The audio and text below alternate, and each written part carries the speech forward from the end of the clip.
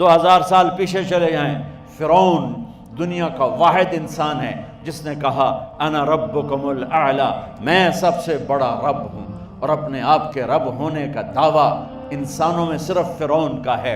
اس کی باندی مسلمان ہو گئی، موسیٰ علیہ السلام کا کلمہ پڑھ لیا، ایمان چھپتا نہیں، وہ پتہ چل گیا، فرعون نے اس کو پکڑوایا۔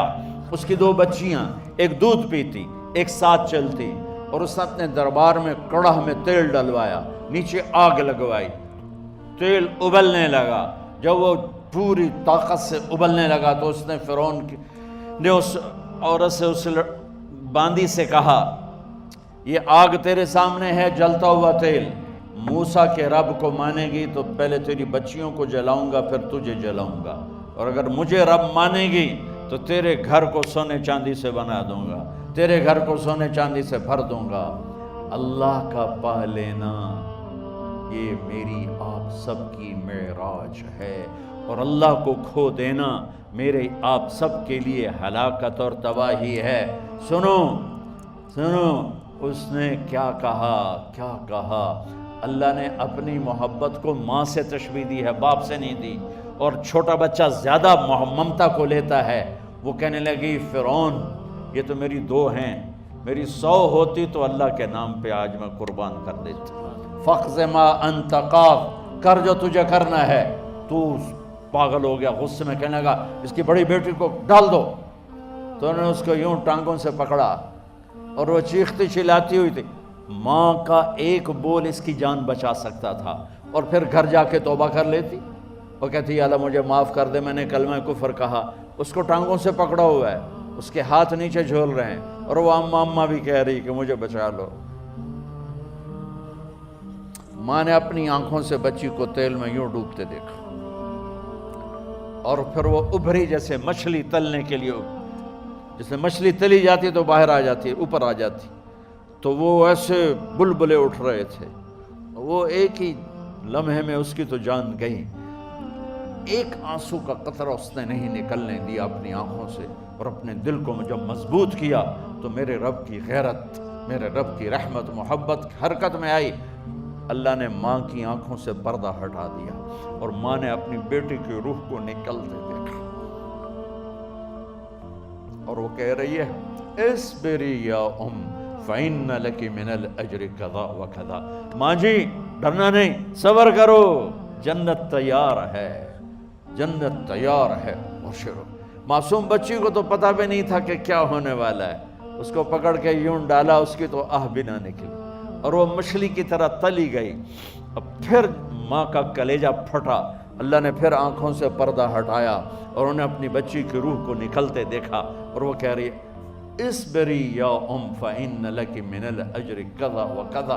ماں جی تھوڑی دیر کا صبر، جنت تیار ہے، جنت تیار ہے، جنت تیار ہے۔ اللہ کو پایا سب کچھ پایا، اللہ کو کھو دیا سب کچھ کھو دیا۔ جب اس کو پکڑ کے لے جانے لگے، اس نے فرعون کو دیکھا۔ فرعون اس کی آنکھوں میں آنکھیں نہیں ڈال سکا، نظریں نیچے ہوں گی اس کی۔ کہنے لگی میری ایک بات مانو گے، میری ایک خواہش پوری کرو گے؟ فرعون نے پوچھا کیا؟ کہ جب میں بھی جل جاؤں تو میری اور میری بچیوں کی ہڈیوں کو اکٹھے دفن کرنا، باہر پھینک نہ دینا، دفنا دینا۔ فرعون نے کہا تمہاری یہ خواہش پوری کی جائے۔ انہوں نے کہا پیچھے ہٹ جاؤ، میں نے اللہ کو جان دینی ہے، مجھے دھکا دینے کی ضرورت نہیں ہے، میں اپنے اللہ سے ملنے جا رہا ہوں۔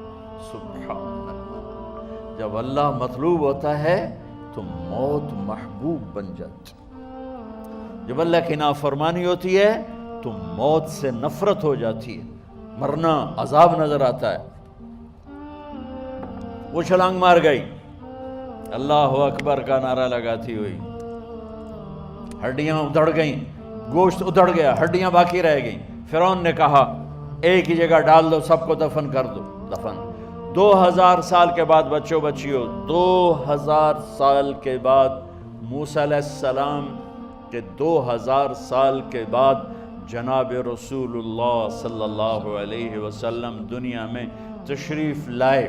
40 سال کی عمر میں نبوت ملی، 50 سال کی عمر میں معراج ہوا، 2050 سال کے بعد میرے نبی کی سواری بیت المقدس جا رہی ہے، اور بیت المقدس پر جب وہ اوپر پہنچے ہیں تو مصر وہاں سے قریب ہو جاتا ہے۔